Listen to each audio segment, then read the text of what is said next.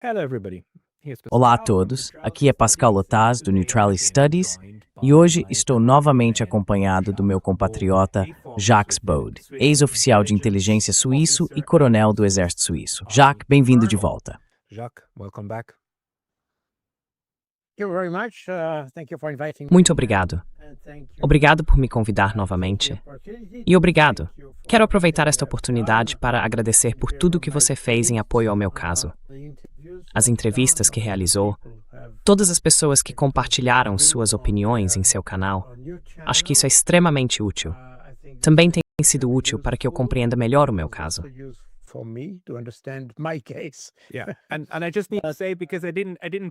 E eu só preciso dizer, porque não mencionei isso na introdução, que você está atualmente sob sanções da União Europeia, embora viva na própria Europa, na verdade, no ventre da fera, na Bélgica. E desde 15 de dezembro, você está submetido a essas medidas draconianas em que todo o seu dinheiro está congelado. Você não pode viajar, não pode sair da Bélgica, não pode comprar comida, não pode comprar nada. Ninguém pode realizar transações com você. É uma situação bastante insana, não é? Você pode descrevê-la um pouco para nós, para as pessoas que ainda não ouviram falar disso, embora eu tenha certeza de que muitos dos nossos ouvintes já conhecem o caso.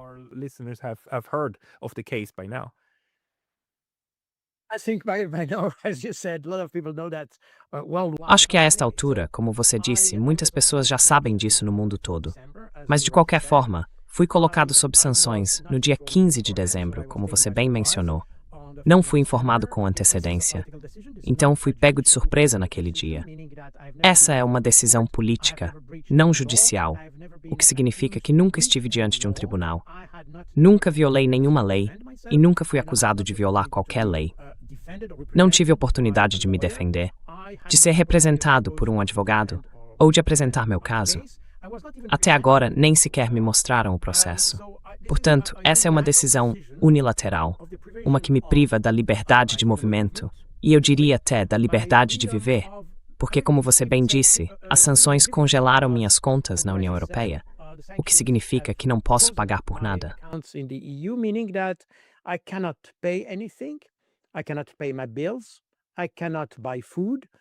Não consigo pagar minhas contas. Não consigo comprar comida. Não consigo comprar, sei lá, gasolina para o meu carro ou qualquer outra coisa. Desde o dia 15 de dezembro, tenho vivido inteiramente da generosidade dos meus vizinhos, da solidariedade das pessoas aqui em Bruxelas.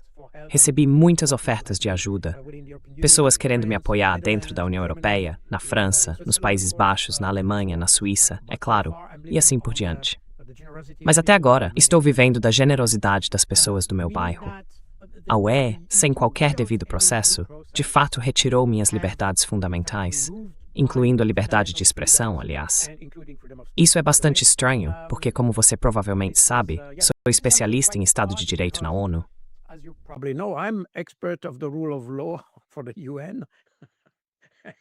Você trabalhou para a ONU, em vários órgãos da ONU, e também atuou como assessor da OTAN.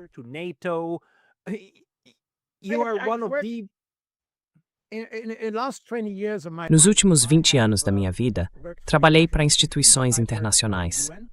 Trabalhei para a ONU, obviamente, principalmente em operações de manutenção da paz, mas também em reformas institucionais. Por exemplo, na Ucrânia, estive lá como especialista em reforma dessa instituição. Trabalhei para a União Africana em Nairobi, e minha última posição foi como assessor da OTAN. Eu era responsável pelo combate à proliferação de armas leves dentro da OTAN. E, nessa função, também acabei, digamos, me familiarizando com o conflito na Ucrânia, porque foi justamente em 2014 quando o conflito realmente começou lá. Então esse é o meu histórico.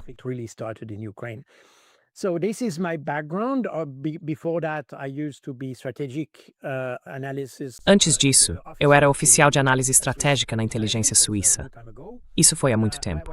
Eu era responsável pelo Pacto de Varsóvia, não apenas pela União Soviética, mas também por todos os países da Europa Oriental. E esse é, mais ou menos, o meu histórico, em poucas palavras. Tenho ampla experiência em mediação de conflitos, e isso é importante de entender porque já mediei vários conflitos na África, em que, bem, justamente quando se faz mediação, Não se pode ser parte do conflito. Quero dizer, é preciso compreender a posição de ambos os lados. E não se pode, como mediador, demonstrar que favorece o lado A ou o lado B. É preciso ser imparcial. Imparcial significa sem partido. Impartial means with no party. And that's exactly my professional experience. E essa é exatamente a minha experiência profissional. Já mediei diferentes conflitos. Nessa função, consegui ajudar ou até libertar reféns apenas conversando com as partes, de uma forma muito parecida com o que o CICV faz em várias ocasiões. Você não toma partido, apenas analisa, entende a posição de ambos os lados, e isso ajuda a resolver o problema. E essa é exatamente a mesma postura que tenho em qualquer outro conflito, seja na Palestina, na Venezuela ou na Ucrânia. Não tenho absolutamente nenhum lado. Nunca disse de forma alguma que era a favor da vitória do partido A ou do partido B, ou da derrota do partido A ou do partido B. Esse não é o meu mantra. My mantra, I am an analyst and I try to understand. Quer dizer, eu sou um analista e tento entender como ambos os lados pensam em um conflito. Essa é a ideia principal. Então é importante compreender isso para ver como as sanções funcionam. Na verdade, o texto das sanções diz que eu sou um porta-voz da Rússia, e eu não entendo isso, porque nunca tentei ser. Recusei ou declinei convites da mídia russa para aparecer em seus canais. Pode ter acontecido de algumas das minhas entrevistas terem sido reproduzidas pela mídia russa e usadas, isso é possível, mas nunca aceitei ser entrevistado diretamente por eles, justamente para evitar que meu trabalho fosse mal interpretado como propaganda. To have my work understood as propaganda.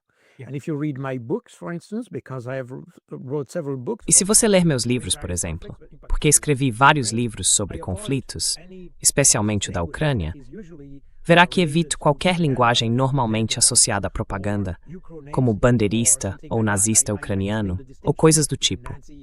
Eu explico a diferença entre nazista e neonazista. Não uso a palavra nazista para descrever, por exemplo, ultranacionalistas. Nunca fiz isso. E explico por que não faço e por que não quero fazer. Portanto, fiz todo o possível para não ser um propagandista. E isso provavelmente diz algo sobre as sanções, porque apesar de todos os esforços para ser neutro e imparcial, ainda assim você é considerado um propagandista. You are still considered as a propagandist. And that is something. E isso já é algo. Essa é apenas uma camada. A outra camada, porém, é que, mesmo que você fizesse isso, mesmo que fizesse propaganda, mesmo que repetisse, ainda assim não estaria violando nenhuma lei na União Europeia. Isso ainda seria legal. Ainda estaria protegido pela liberdade de expressão. E, na verdade, é exatamente por isso que você está sendo sancionado e por que não estão mandando a polícia para prendê-lo. Porque você não quebrou nenhuma lei. A própria União Europeia diz que sanções não são punição. Eles afirmam isso. As sanções são um mecanismo extralegal para destruir a vida de alguém. E são extralegais porque não são ilegais. Estão, na verdade, dentro da competência do Conselho da UE, mas contornam todas as proteções legais que você normalmente teria. É por isso que dizem que você precisa recorrer ao Tribunal Europeu para que elas sejam suspensas. No máximo, você pode recuperá-las, mas elas foram retiradas, contornando até as proteções legais que você deveria ter na Bélgica.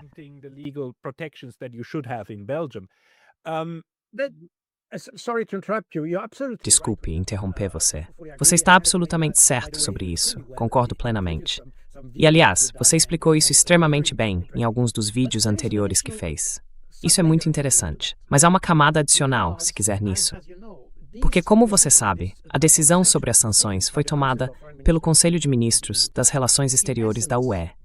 Em essência, essas sanções são, de fato, uma medida de política externa. Sim. Mas eu vivo dentro da UE. Sim. E aqui você vê a contradição. É muito interessante, porque estamos caminhando para uma situação não muito diferente do que aconteceu nos Estados Unidos logo após o 11 de setembro, com o Patriot Act, por exemplo, que confunde a linha entre política externa ou ação externa e ação interna na área de segurança.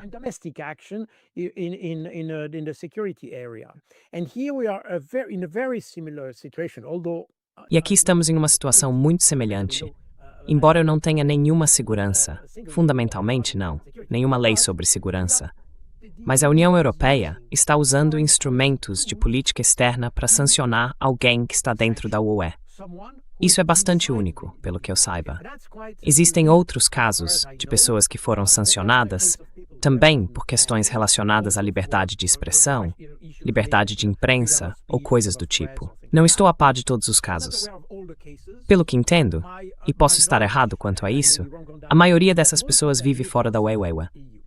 O que significa que, claro, isso ainda é, como você bem disse, uma questão de liberdade de expressão, liberdade de opinião e tudo mais. Freedom of speech and freedom of opinion and all that. Basically, it's the same human right issue. Basicamente, é a mesma questão de direitos humanos. Mas, além disso, eu tenho um problema, e esse é um problema institucional dentro da UE, que é o fato de usarem medidas de política externa para lidar com questões de política interna. E isso adiciona uma nova camada à situação. Eu entendo que existam algumas explicações para o uso das sanções, mas, novamente, essas sanções têm como objetivo atingir pessoas que vivem fora da UE. Quero dizer, acho que na lista em que estou, a lista de 15 de dezembro, há cerca de 60 entidades ou pessoas. Acho que sou o único que vive na UE. A maioria delas está fora da UE.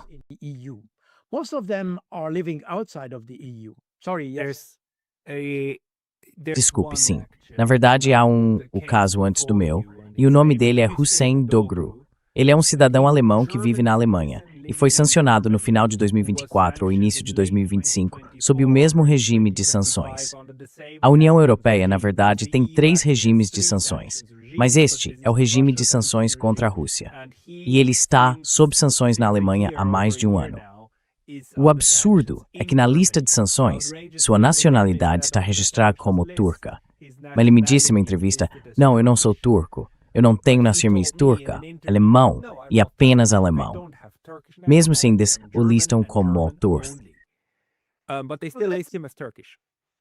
That's an interesting thing because Esse é um ponto interessante, porque no meu caso, novamente, não posso julgar o caso dele, isso aponta para uma tomada de decisão bastante confusa. No meu caso, não tenho certeza se as pessoas percebem, mas não me considero o principal alvo da minha própria sanção. Acho, de novo, não sei exatamente como é o processo, mas de acordo com algumas informações que tenho, fui incluído na lista de sanções pelo governo francês. Minha interpretação pessoal, e mais uma vez, é apenas a minha interpretação, não tenho nenhuma prova real, é que o verdadeiro alvo do governo francês era, na verdade, Xavier Moreau, um cidadão francês que vive na Rússia e também trabalha com a RT e veículos semelhantes. Então, provavelmente, ele é o verdadeiro alvo do governo francês.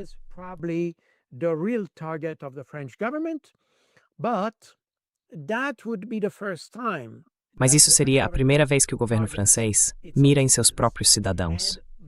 E pessoalmente, de novo, essa é apenas a minha interpretação. Posso estar errado quanto a isso. Mas a minha interpretação é que o governo francês não queria mostrar que estava mirando em um cidadão francês. Eles quiseram ampliar um pouco o escopo e, por isso, me incluíram como, quero dizer, eu me considero dano colateral nisso. Embora, na verdade, eu seja mais afetado do que o Xavier Moreau, porque ele vive em Moscou. Mas ainda acho que, novamente, com todas as ressalvas, porque não sei ao certo, essa é a minha interpretação pessoal.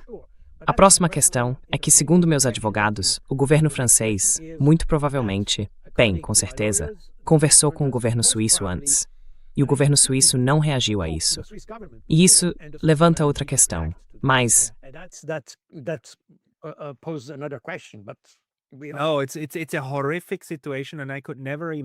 É uma situação horrível. Eu nunca poderia ter imaginado que a Suíça simplesmente não faria nada em relação a um de seus próprios cidadãos. Mas é isso.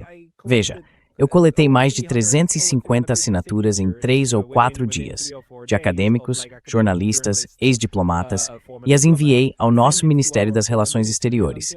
E até agora, tudo que recebi foi uma resposta automática. Recebemos sua comunicação, e nada desde 19 ou 20 de dezembro, algo assim. Quero dizer, a Suíça oficial não faz nada. E a União Europeia é quem oficialmente retira até mesmo os direitos humanos mais fundamentais. A minha interpretação é que isso é, na verdade, um processo de testar até onde se pode ir, porque agora eles sancionaram cidadãos da UE, sancionaram cidadãos russos na Rússia, sancionaram cidadãos da UE na Rússia, sancionaram cidadãos suíços na Suíça e agora sancionaram um cidadão suíço na UE. É como um exercício de sondagem para ver o que pode acontecer.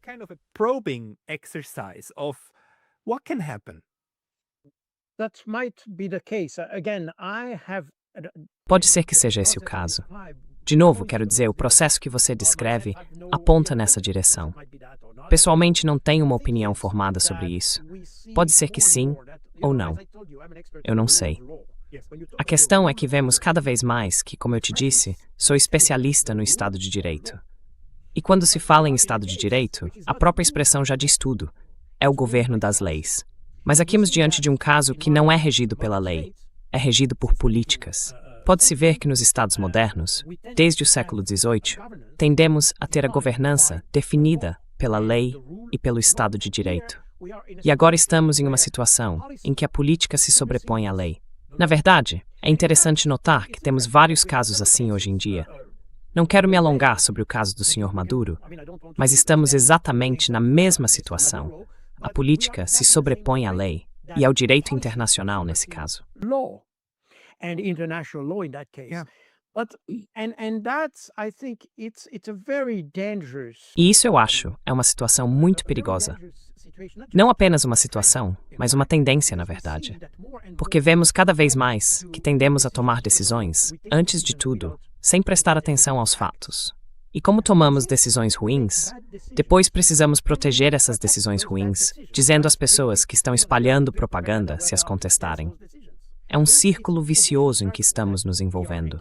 E vimos que, fundamentalmente, isso é algo muito antigo. No meu livro, Governando por Notícias Falsas, menciono todos os casos que tivemos desde o fim da Segunda Guerra Mundial, basicamente.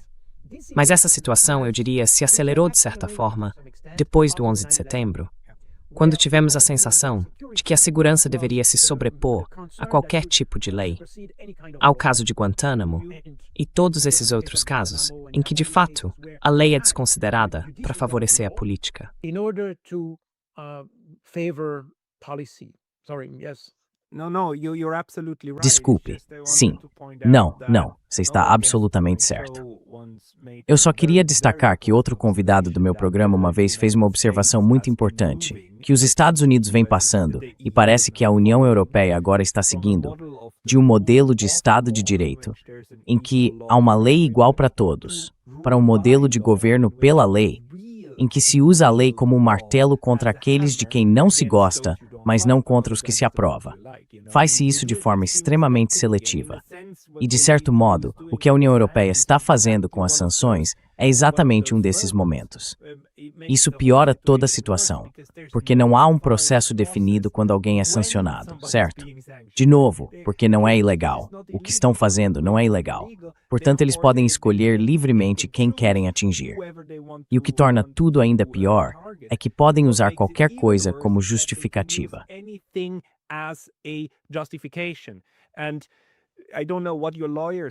E eu não sei o que seus advogados lhe disseram. Talvez você possa nos contar como pretende recorrer disso. Mas como essa é, em última instância, uma decisão política, Sandra Offer, com quem converso no meu canal, me disse que o Tribunal de Justiça da União Europeia vai apenas verificar se a acusação no banco de dados de sanções é ou não factual. Se concluírem que é factual, então as sanções permanecem, mesmo que você fez não seja ilegal. Mas, se você conseguir provar que não é factual, eles anulam a decisão. Aí a UE pode simplesmente mudar a definição e acusá-lo de outra coisa, e você volta para a lista. Já tivemos casos contra russos em que o TJUE disse, não, isso não é verdade, retirem-nos da lista. Eles retiraram e logo em seguida os colocaram de volta com uma acusação diferente. Seus advogados estão trabalhando nesse problema? Are your lawyers working on this problem? Yes, absolutely. We are aware of that. I don't want to Sim, absolutamente. Estamos cientes disso. Não quero discutir os detalhes, porque isso faz parte da estratégia que usaremos para lutar contra o caso. Mas, em essência, você está absolutamente certo, e meus advogados estão totalmente cientes disso. Eles são experientes e já lidaram com questões relacionadas a sanções, especialmente as russas, que têm suas próprias particularidades. Todos com quem conversei entendem isso. A questão é que o que você disse antes não ressoa muito com a maioria das pessoas. Mas é a realidade, e eu sei que você sabe disso.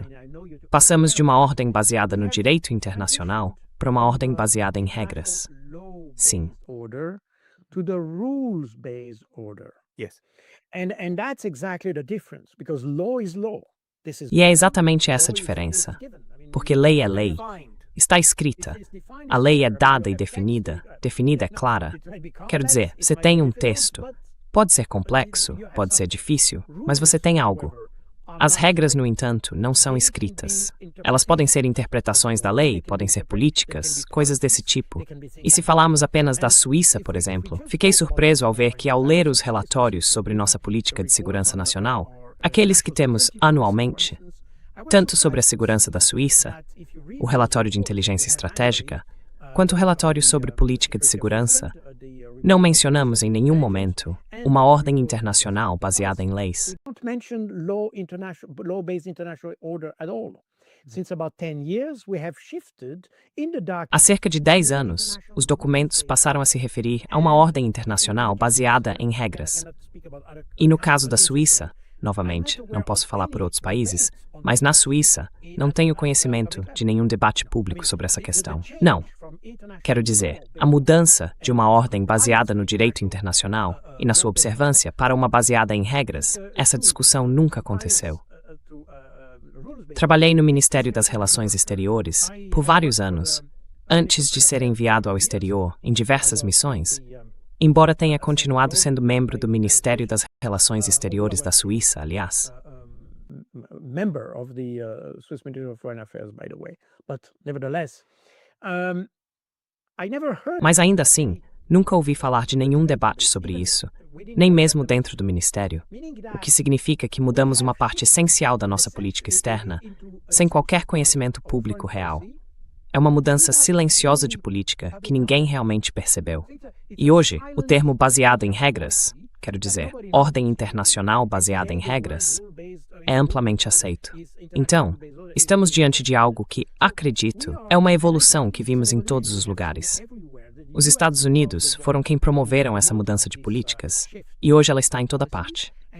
Se você olhar documentos públicos ou materiais semelhantes em vários ministérios da Europa, verá que agora se fala em uma ordem baseada em regras. E esse é exatamente o ponto no meu caso. Não é um caso definido por lei, é definido por regras. Ponto final. Sim, exatamente.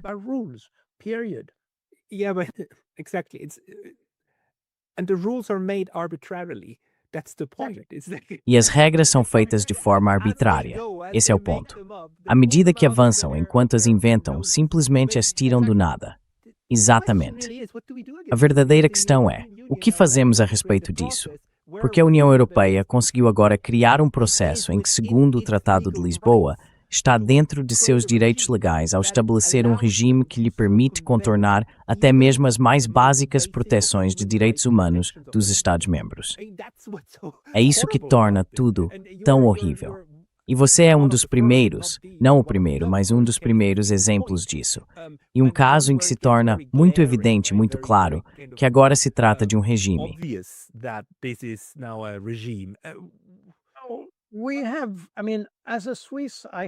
Nós temos, quero dizer, como suíço, eu tenho uma pequena vantagem no sentido de que, até hoje, a Suíça não é membro da União Europeia. Como você deve saber, há discussões sobre a criação de alguns tratados para obter acesso e uma cooperação mais estreita com a UE. Mas, curiosamente, o meu caso agora na Suíça se tornou um exemplo para as pessoas que se opõem a qualquer avanço adicional na relação entre a Suíça e a UE. Então, quero dizer, eu tenho uma leve vantagem em comparação com aqueles que já estão em países que pertencem à UE. Porque agora temos pessoas na Suíça reagindo a isso, entendendo o perigo de estar mais próximo da UE. E isso é algo de que o governo provavelmente está começando a se dar conta hoje. The government starts to be aware of as of today, and probably that may E isso pode levar o governo a agir, porque isso tem um efeito desastroso na opinião pública suíça. Mas ainda assim, você está completamente certo. Essas são questões fundamentais. E temos visto uma mudança progressiva nas políticas que dão mais peso à ideia de direito ou lei.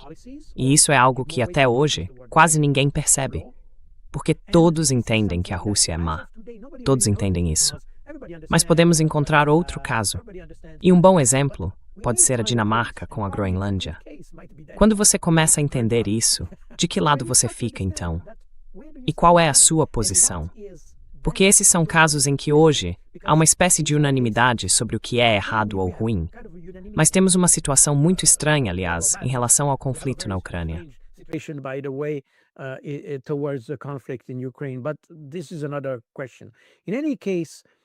Mas essa é outra questão. De qualquer forma, há uma espécie de consenso de que a Rússia é má. E, portanto, todos dizem, bem, se você disser algo que soe minimamente favorável à Rússia, então você é pró-Rússia, ponto final. Mas agora pense nisso.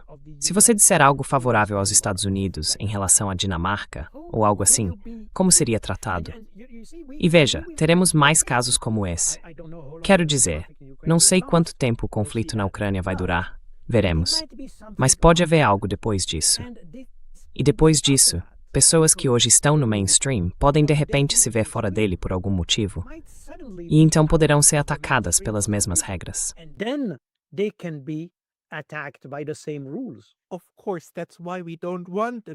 Claro, é por isso que não queremos um sistema arbitrário de punição.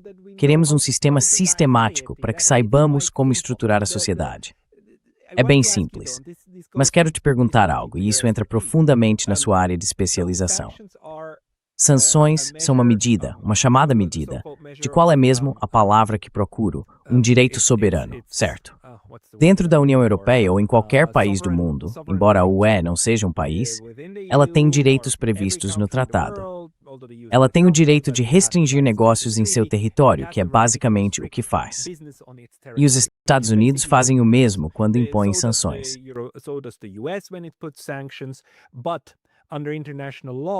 Mas, segundo o direito internacional, essas são consideradas medidas coercitivas. E se não me engano, a Carta da ONU diz que apenas o Conselho de Segurança tem o direito de adotar medidas coercitivas, porque elas são consideradas, bem, semi-atos de guerra, ou são vistas como violência internacional. E somente o Conselho de Segurança deveria aplicá-las. Agora, os Estados Unidos vêm usando sanções há muito tempo. A União Europeia também as utiliza há bastante tempo. Mas outros países não fazem isso com tanta frequência. Quero dizer, as sanções em si, segundo o direito internacional, sanções unilaterais impostas por estados, como elas são vistas?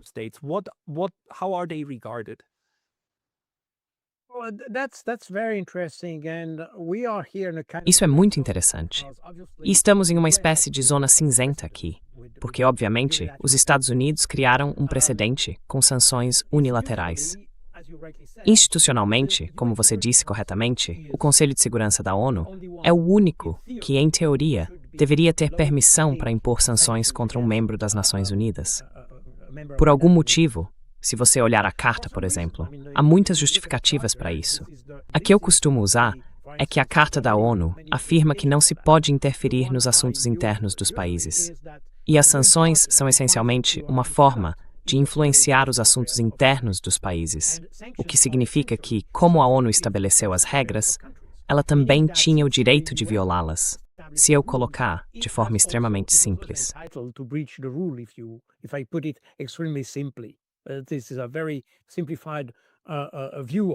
Essa é uma visão muito simplificada disso.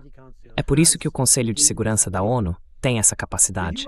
Os Estados Unidos, por serem mais poderosos, mas isso é a lei do mais forte, ponto final.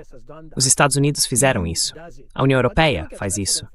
Mas se você olhar para a Suíça, por exemplo, é muito interessante. Se você observar as sanções aplicadas contra a Rússia, eu publiquei isso no meu livro, aliás.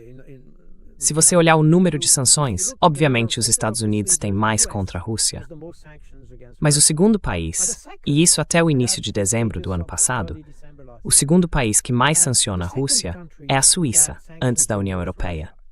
Então não é que a Suíça esteja apenas adotando as sanções da UE. So it's not that Switzerland is taking over EU sanctions. I mean, they probably do some, but they even sanction more. So they have Quer dizer, eles provavelmente fazem um pouco disso, mas também aplicam ainda mais sanções. Então eles têm suas próprias sanções. E esse é um ponto muito interessante, porque a Suíça obviamente não é uma superpotência, certo? Ela pode fazer isso, em parte, porque teme reações de seus vizinhos poderosos. Obviamente a Suíça está cercada pela União Europeia, então também pode enfrentar consequências se não for proativa em certas políticas. Esse foi certamente o caso com os Estados Unidos. E a questão das sanções não é nova. Isso já foi discutido nos anos 80, com aqueles líderes africanos, ou ditadores, ou quem quer que fosse. E a Suíça, no início, era muito relutante em impor sanções ou em sancionar pessoas, seus bens ou coisas do tipo. Their belongings or things like that, but of course there was the pressure of the US. Mas é claro que houve pressão dos Estados Unidos, que disseram: bem, se vocês não tomarem medidas contra esse país, bloquearemos o funcionamento de alguns bancos suíços nos estados. Então aqui estamos. O problema dessa situação é que, mais uma vez, passamos do direito internacional para algo mais parecido com uma forma de relações internacionais ao estilo da máfia, baseada no uso da força, na coerção e basicamente na chantagem. E isso é extremamente preocupante. Mas não é exatamente novo. Está se tornando cada vez mais evidente. Mas isso já vem acontecendo há cerca de 30 anos. But this is something we had since about 30 years. Quando conversei com nossa compatriota, Natalie Jumb, ela é suíça, mas quando as sanções foram impostas, ela estava em um país africano. Ela me disse que não pode voltar para a Suíça porque, bem, é como se fosse uma ilha agora, e é proibido que pessoas sancionadas sobrevoem o território da União Europeia. Ela disse que, como alguém que tem sido uma ativista pela causa africana, ela é meio camaronesa, Seste win with Sibutiambis que tem stettel ativistas africanos, no word amtmesetente anos.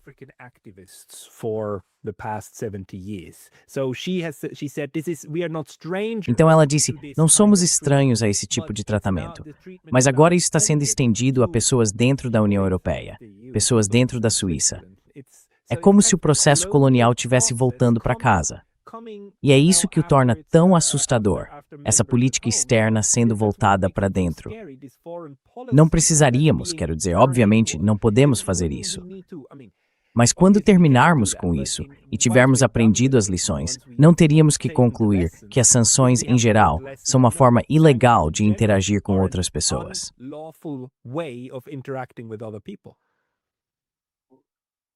I cannot talk about E eu não posso falar sobre o caso da Sra. Jumb, porque antes de tudo, não conheço os detalhes. Também não posso realmente falar sobre aqueles ativistas que foram sancionados antes. Para ser sincero, eu não estava ciente das sanções contra eles. Mas, novamente, não é que elas não existam. É simplesmente que eu não estava ciente delas. É por isso que não quero falar sobre coisas que não conheço. O que é claramente estranho é que pessoas que não violaram nenhuma lei possam ser colocadas em uma lista de sanções por países membros da OAPE que nem sequer são os seus. Eu poderia entender se vocês sancionassem pessoas do próprio país. I could understand that you sanction people of your own country. I mean, they breach the law, they are a threat for your own security. Quer dizer, se eles violam a lei, se representam uma ameaça à sua própria segurança, então você provavelmente também pode mirar em pessoas fora do seu país, porque elas representam uma ameaça à sua segurança. Terroristas, por exemplo. Eu consigo entender isso. O problema aqui é que estamos falando de um país. Porque se a Sra. Jumb, como no meu caso, foi colocada em uma lista de sanções, isso não veio da Suíça. Veio de um país da União Europeia. Então esse país, digamos que fosse a França, por exemplo, estava realmente ameaçado fisicamente. Quero dizer, essas pessoas eram de fato ameaças à segurança. Você pode documentar um terrorista ou algo assim, mas alguém que apenas defende uma posição.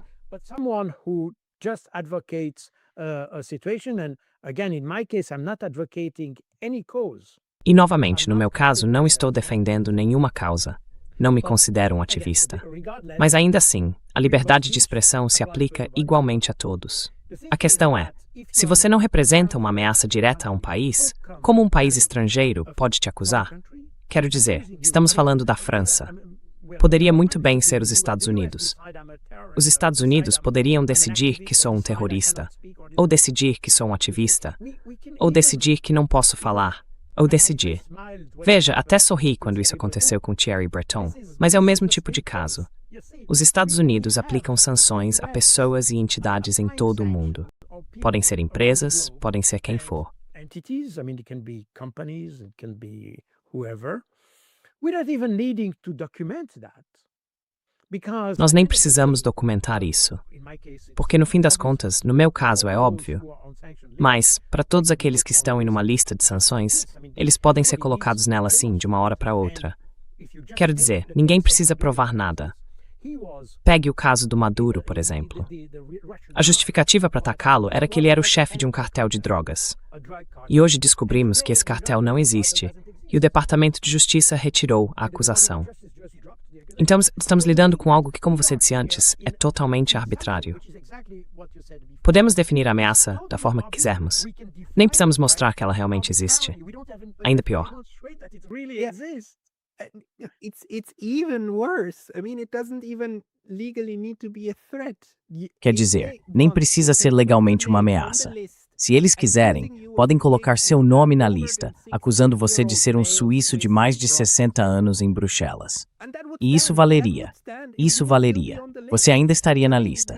Quero dizer, porque aparentemente é tão ilegal ter mais de 60 anos em Bruxelas quanto é analisar as posições da Rússia e da Ucrânia. Não estou nem brincando. Parece ridículo, mas é isso. É punição puramente arbitrária contra a Rússia. It's pure arbitrary punishment for I don't like your face. You're going to be punished. Absolutely. Eu não gosto do seu rosto. Você vai ser punido. Com certeza. Com certeza. Mas a questão é que, sabe, eu acho... Claro, isso é algo que eu poderia viver sem sanções, para ser honesto.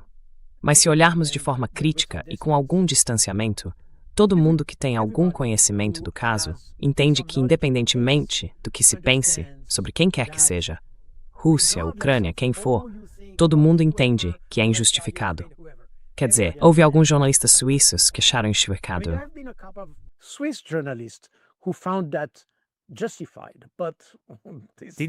Você leu aquele artigo horrível na Associação dos Oficiais Suíços?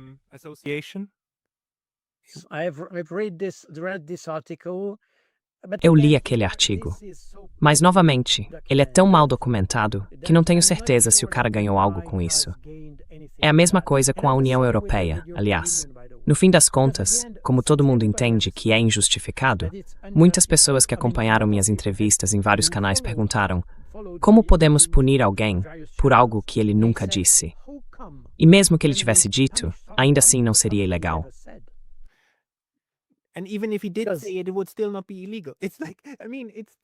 Quer dizer, é só que o que isso cria é um espaço onde as pessoas começam a debater se você merece ou não, porque é um traidor ou trabalha para os russos.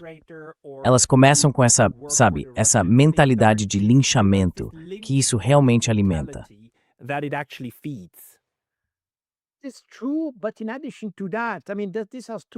É verdade. Mas além disso, quero dizer, isso tem dois aspectos. Há um vídeo curto, muito interessante, feito pela Université Populaire Protestante. David Nadeau, um cara que vive no sul da França, fez um vídeo muito bom e muito curto sobre o meu caso. Aparentemente ele tem me acompanhado. Eu não o conhecia, mas aparentemente sim. E ele disse, bem, o problema aqui é que Jacques Baude nunca disse o que o acusam de ter dito. Mas nós alegamos. Bem, na verdade nem alegamos. Apenas alegamos que ele disse algo. Então não é nem algo que aconteceu. É uma alegação sobre algo, sobre uma intenção. Estão me atribuindo intenções.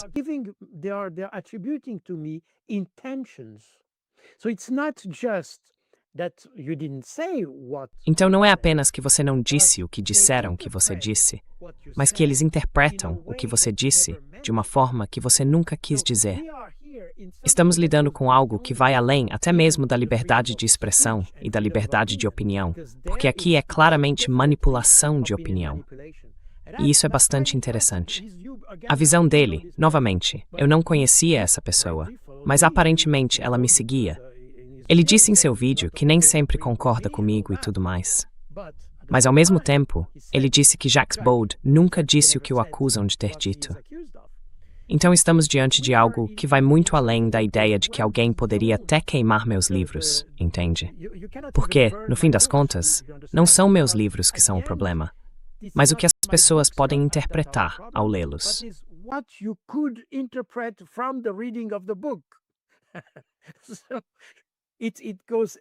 Vai ainda mais longe do que os próprios livros. Estamos realmente entrando em um tipo de, digamos, área onde nunca estivemos antes. Ou talvez já tenhamos estado, na União Soviética, talvez. Na verdade, o processo que temos agora, quando a segurança, ou digamos, a prevenção de problemas de segurança tem prioridade, acaba se sobrepondo à lei. Foi exatamente isso que aconteceu na União Soviética, onde apenas como lembrete e explicação, a KGB era responsável tanto pela segurança externa quanto pela política interna. Assim, havia uma transição contínua entre as medidas de política externa e as medidas de política interna.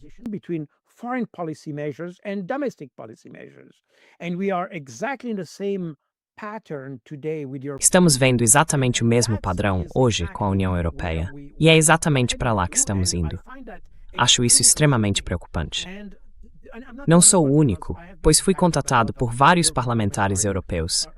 Aparentemente, isso não despertou muito, digamos, interesse dentro do Parlamento Europeu, mas alguns membros estão muito preocupados com esse desdobramento.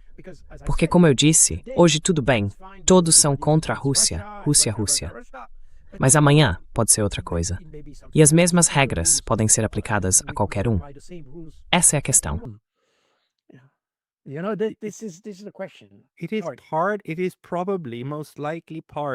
Provavelmente faz parte da psicose de guerra da Europa. Agora você vê o inimigo de fora e o inimigo de dentro, e precisa usar medidas terríveis contra ambos.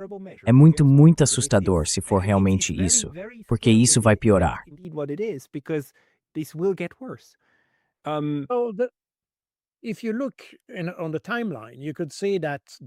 Se você observar a linha do tempo, verá que isso não aconteceu há 3 ou 4 anos. Está acontecendo hoje. E está acontecendo agora, no momento em que, obviamente, vemos que a narrativa europeia, ou melhor, a narrativa ocidental mais ampla, está desmoronando. Isso, provavelmente também, é um sinal de algo. É fascinante ver que ninguém se importava com o que você dizia em 2022, porque todos estavam convencidos pela narrativa europeia de que a Rússia seria derrotada. Pois é. Mas hoje, como disse recentemente o primeiro-ministro belga, durante todas aquelas discussões sobre os ativos russos e assim por diante, ele afirmou, bem, se você acha que a Rússia será derrotada, isso é uma ilusão. Agora, exatamente neste momento, as pessoas entendem que a narrativa está se desfazendo e, portanto, precisa de mais proteção. E é exatamente para isso que estamos caminhando, em direção a algo que provavelmente vai piorar.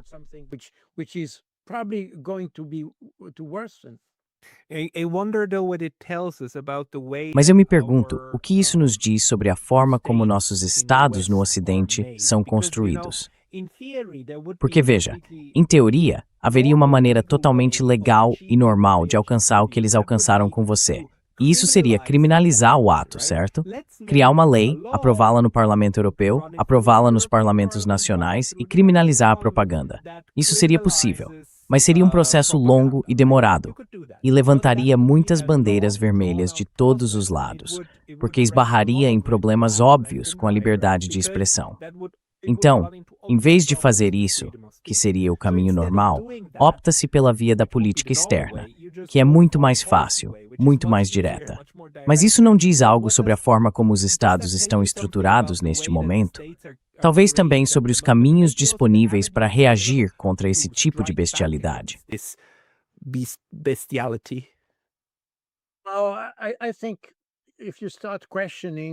Acho que se você começar a questionar a forma como nossos estados funcionam, quero dizer, essa é uma discussão sem fim.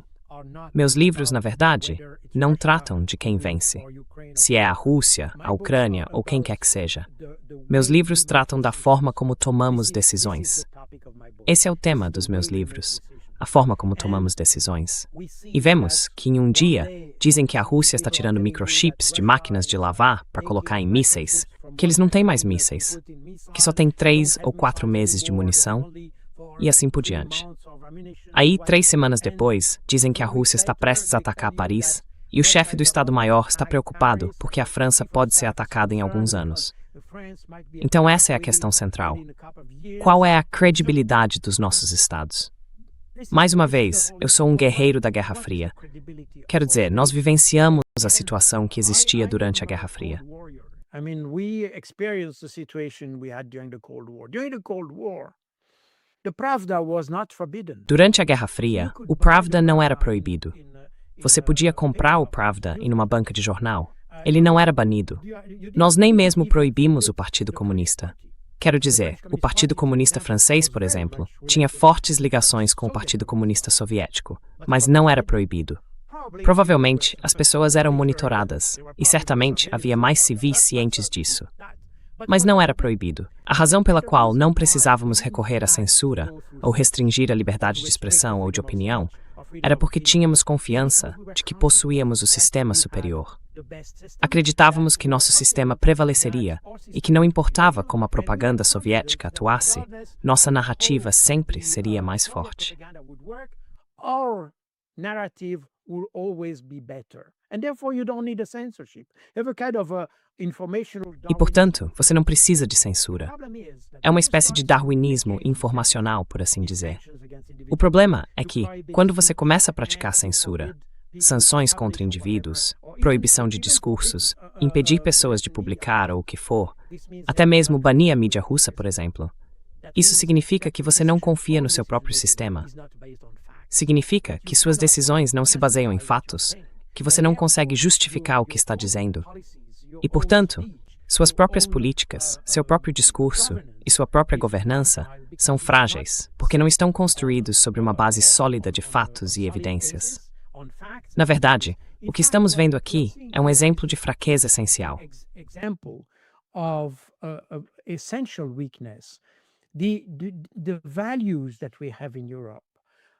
Os valores que temos na Europa, os valores da liberdade de expressão, da liberdade de religião, da liberdade de opinião, da liberdade de imprensa e assim por diante, são fortes, porque nós somos fortes.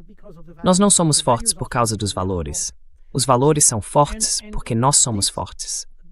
O problema é que quando começamos a nos sentir fracos, tendemos a ignorar isso e a pensar que precisamos estabelecer barreiras. Foi exatamente isso que aconteceu na União Soviética e em todas as ditaduras anteriores, porque elas sentiam que seus sistemas eram essencialmente fracos e, portanto, precisavam protegê-los, acrescentar mais proteção, mais barreiras, canalizar a liberdade de expressão, a liberdade de pensamento e de opinião e assim por diante. Porque sentiam que havia uma vulnerabilidade inerente.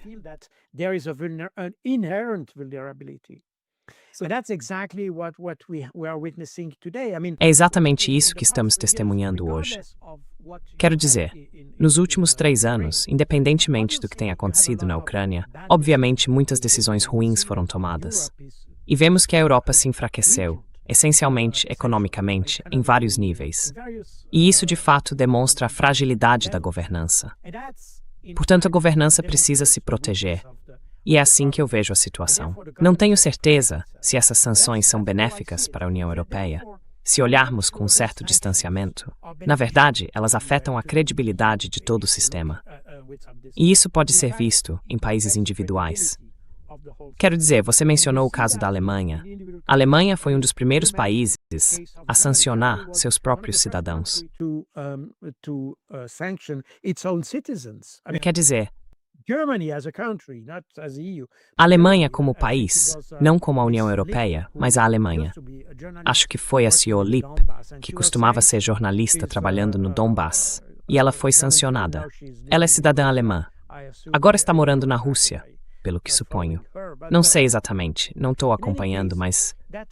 De qualquer forma, isso significa que quando você começa a sancionar seus próprios cidadãos, há algo de errado no seu sistema.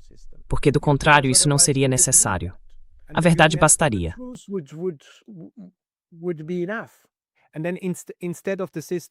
E então, em vez de o sistema se renovar e corrigir suas deficiências, ele na verdade se endurece e atrofia ainda mais. Mas Jacques, o que devemos fazer? Qual é o seu conselho para as pessoas em casa que sentam frustradas e pensam: eu queria que houvesse algo que eu pudesse fazer?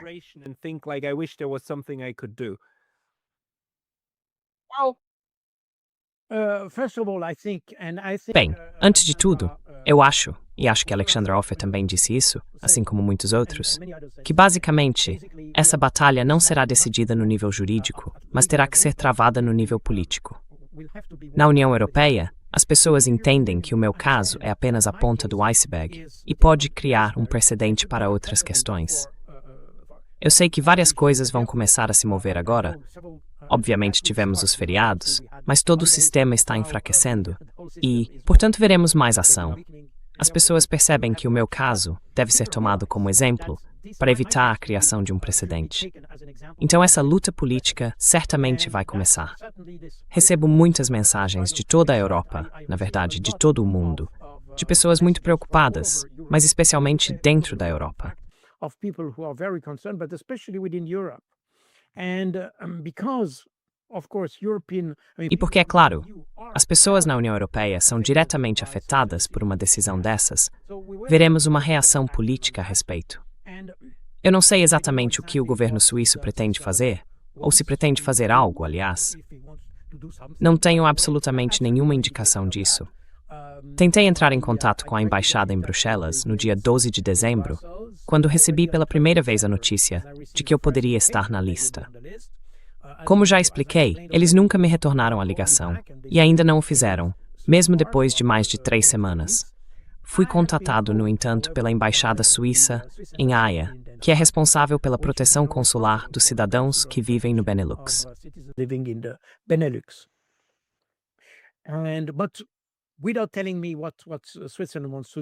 Mas sem me dizer o que a Suíça quer fazer. Quero dizer, a embaixadora me enviou alguns links sobre as sanções da União Europeia, algo assim. Ela me falou apenas 2 vezes, e foi só isso. Então, por parte do governo suíço, eu não sei exatamente o que eles querem fazer, se é que querem fazer algo. Por parte dos cidadãos suíços, vejo muitas pessoas que escreveram cartas, que estão fazendo petições, coletando assinaturas para encaminhar ao Conselho Federal Suíço e ao Ministro das Relações Exteriores, pedindo que hajam no meu caso. Então, não sei quão poderoso é o governo suíço nessa situação específica. Mas haverá ação política, tanto na União Europeia quanto na Suíça, para tentar me retirar da lista de sanções.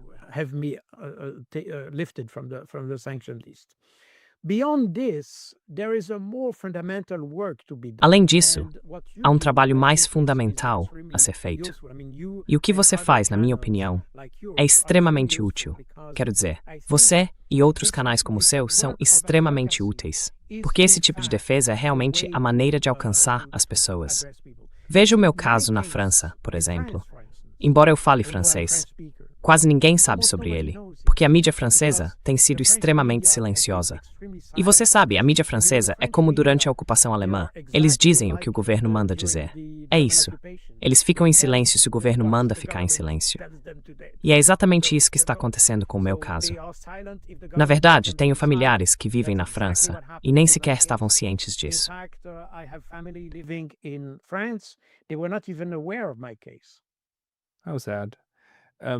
Que triste.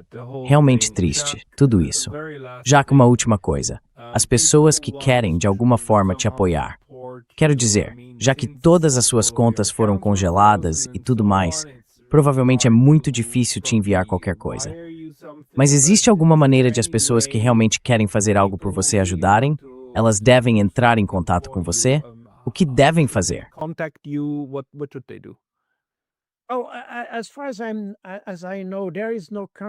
Pelo que eu sei, no momento não está sendo criado na Suíça um comitê que vá coletar não apenas assinaturas, mas também dinheiro para apoiar meu caso. Não tenho certeza de como o projeto está neste momento. É claro que ele não pôde avançar tão rápido quanto queríamos durante o período de festas, mas agora vai começar. Nos próximos dias, provavelmente receberei mais informações sobre isso.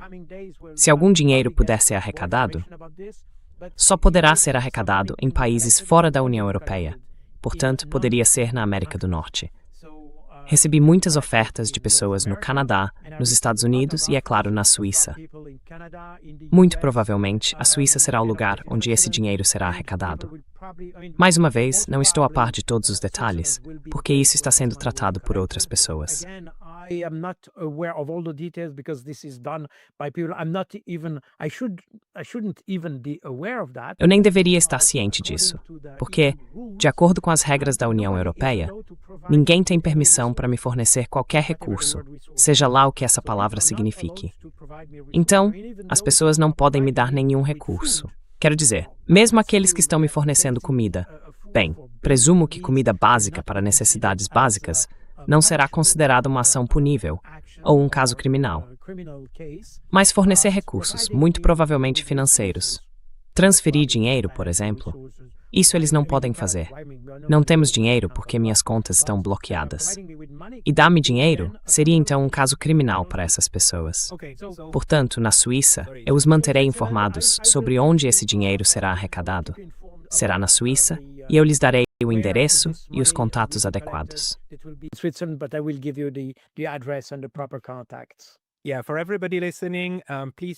Sim, para todos que estão ouvindo, por favor, verifiquem a caixa de descrição abaixo.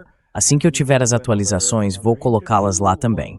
E faremos outra entrevista assim que tudo estiver pronto. Vou postar em outros lugares. Fiquem de olho. E novamente, Jacques Bode não é o único. A Nathalie Amt, a Hussein Dogru, há outras pessoas, outros que talvez ainda sejam incluídos nessa lista. Não se trata de apenas uma pessoa, trata-se do próprio Estado de Direito. Então, Jacques Bode, muito obrigado por lutar essa luta. É um prazer. Muito obrigado por me convidar e obrigado por todos os seus esforços. Você é talvez que eu vou. Obrigado, Pascal. Thank you, Jacques.